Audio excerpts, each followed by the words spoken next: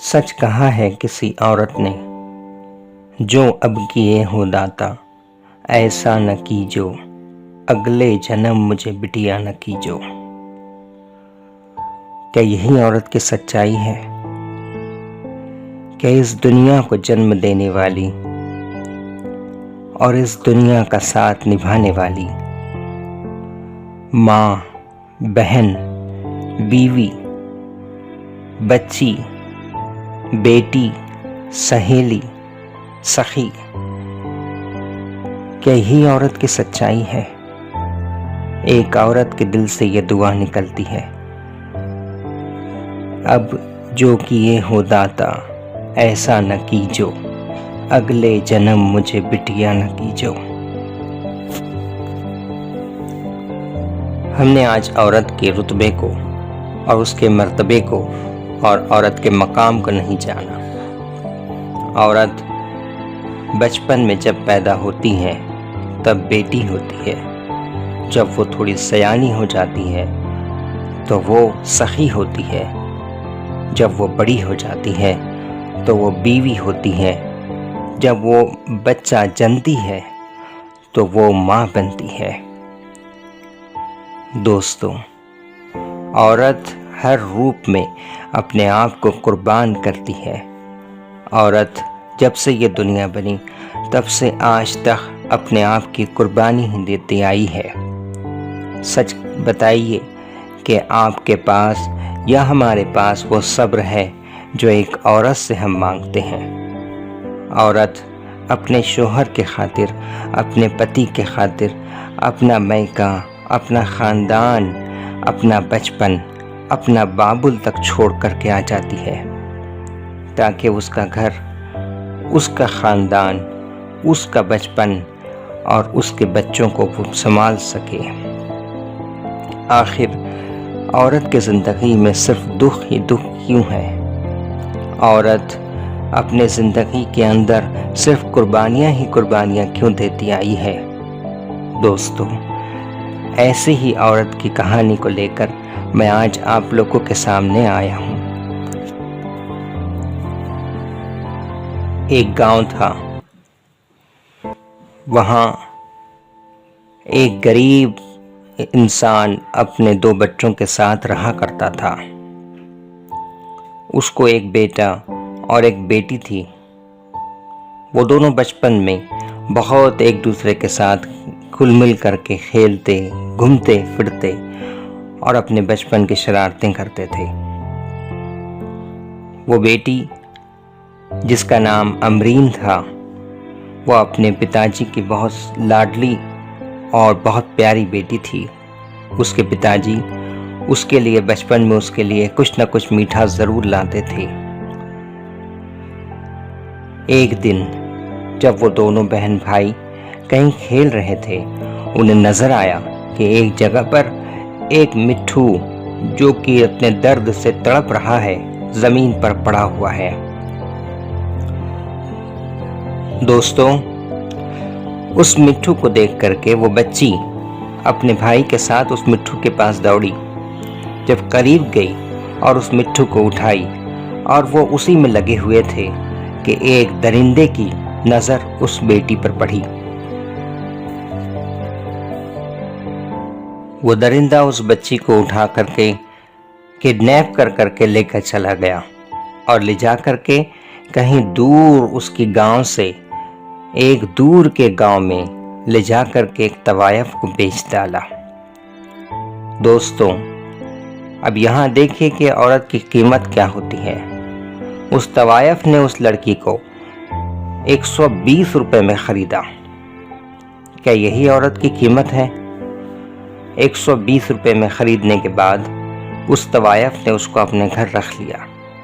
وہ بچی دن رات اپنے پتا جی اور اپنے بچپن کے گھر اور اپنے ماں اور اپنے بھائی کے لیے تڑپتی رہی، لیکن چونکہ وہ بک چکی تھی، اب وہاں سے آنا اس کے لیے ناممکن تھا۔ اس طوائف نے اسے اپنے گھر میں بڑے لاڑ و پیار سے رکھا، یہاں تک کہ وہ بچی سیانی ہو گئی۔ جب وہ بچی بڑی ہو گئی تو اس کے بعد اس طوائف نے اسے اپنے یہاں پر کوٹھے پر ناچنا گانا سکھایا اور ایک بار اسے ایک نوجوان گراہک کے حوالے کر دیا۔ جب اس بچی نے اس نوجوان کے ساتھ اپنی رات گزاری، پہلی رات تھی، وہ جوان ہو چکی تھی، اس کے اندر وہ سارے احساسات پیدا ہو چکے تھے جو ایک نارمل عورت کے اندر پیدا ہوتے ہیں۔ وہ اس نوجوان سے محبت کرنے لگی اور اس کے ساتھ اپنے زندگی کی خواب دیکھنے لگی۔ اس معصوم کو کیا پتا تھا کہ وہ جس جگہ ہے وہاں اسے خواب دیکھنے کا اختیار نہیں ہے، لیکن انجانے میں ہی صحیح اس نوجوان کو بھی اس لڑکی سے محبت ہو گئی اور وہ دونوں ایک دوسرے کے ساتھ محبت سے رہنے لگے۔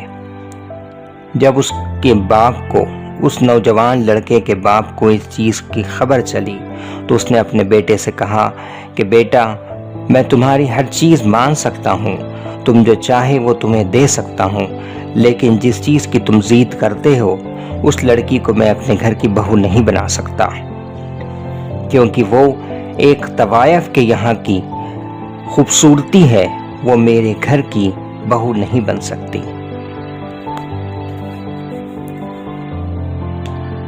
اس لڑکے نے ضد کرا کہ میں آپ سے کچھ نہیں چاہتا، بس مجھے اس لڑکی سے شادی کرا دیجئے۔ جب یہ بات اس کے باپ نے سنا تو اس کے باپ نے اپنے لڑکے سے کہا کہ آج کے بعد تو میری جائیداد سے، میری خاندان سے، میرے نسل و حسب سے، میرے گھر سے بے دخل ہوتا ہے۔ آج تجھے میں بے دخل کرتا ہوں ہر اس چیز سے جس پہ آج تک تیرا حق تھا۔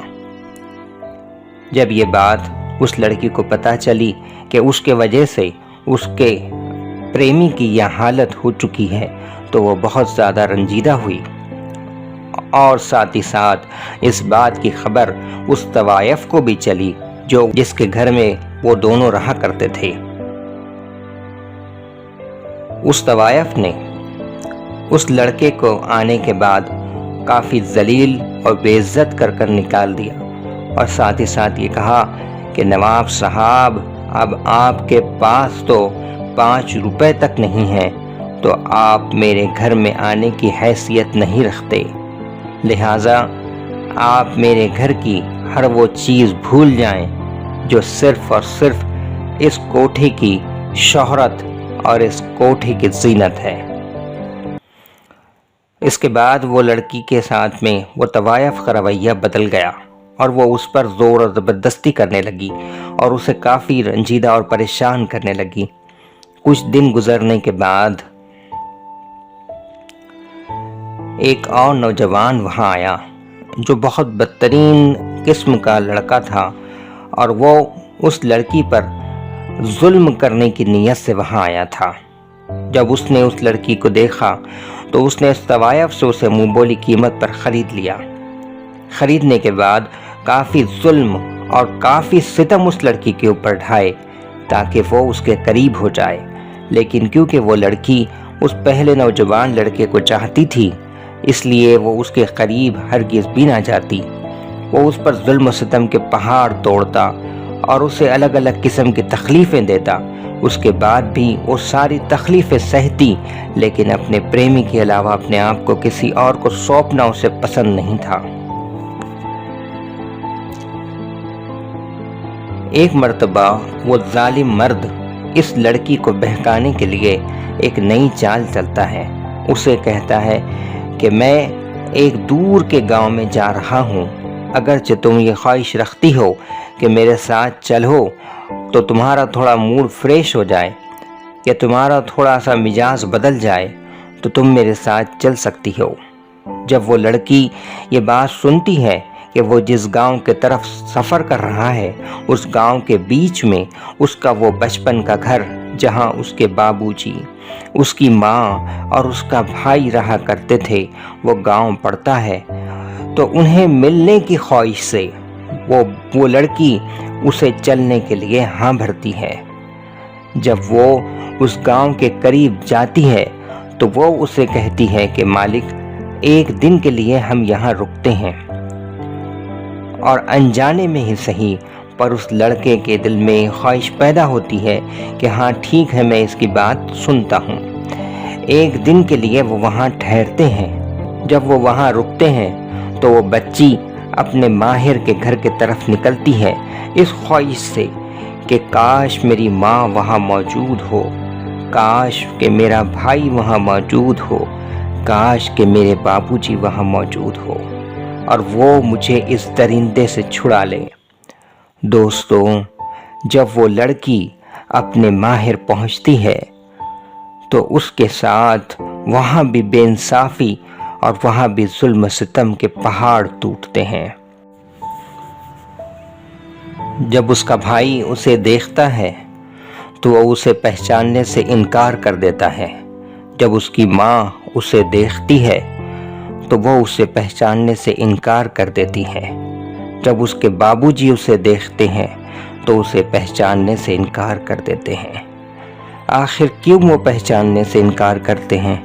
کیونکہ اب وہ ان کی بیٹی نہیں بلکہ ایک طوائف بن چکی ہوتی ہے۔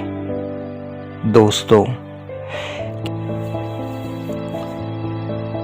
اس کو نہیں پہچاننے کی وجہ صرف یہی تھی نا کہ وہ ایک عورت تھی۔ دوستو، کیا عورت کے ساتھ ہر وقت ظلم کرنا ضروری ہے؟ وہ اسے بغیر جانے، بغیر اس سے پوچھے کہ وہ کس حال میں اپنا بچپن گزار چکی ہے، کس حال میں وہ سیانی ہو چکی ہے، کس حال میں وہ آج ہے، اس کے اپنوں نے ہی اسے بیگانہ کر دیا۔ اسی لیے ایک عورت یہ کہنے پر مجبور ہو گئی کہ اب جو کیے ہو داتا ایسا نہ کیجو، اگلے جنم موہ پٹیا نہ کیجو۔ اب جو کیے ہو داتا ایسا نہ کیجو، اگلے جنم موہ بٹیا نہ کیجو۔ Thank you.